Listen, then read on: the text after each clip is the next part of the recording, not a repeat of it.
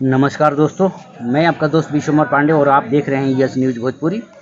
भोजपुरी का ट्रेंडिंग और सुपरस्टार प्रमोद प्रेमी जी का कल एक प्यारा सॉन्ग रिलीज होने वाला है।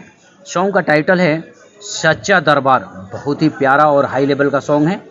इस सॉन्ग में हमारे प्रमोद प्रेमी यादव जी का मधुर आवाज़ है। इस गाने का राइटर नन्हे बिहारी जी और म्यूजिक से सजाया है शशि रंजन जी। यह सॉन्ग कल सुबह 5:45 में नया भोजपुरी यूट्यूब चैनल ऑफिशियल से रिलीज़ किया जाएगा, तो आप लोग तैयार रहें। कल सुबह नया भोजपुरी यूट्यूब ऑफिशियल चैनल पर जाएं, गाने को ढेर सारा दुलार प्यार दीजिए। साथ ही अगर आप हमारे चैनल पर नए हैं तो चैनल को सब्सक्राइब कीजिए, शेयर कीजिए, ढेर सारा दुलार प्यार हमें दीजिए। नमस्कार, प्रणाम।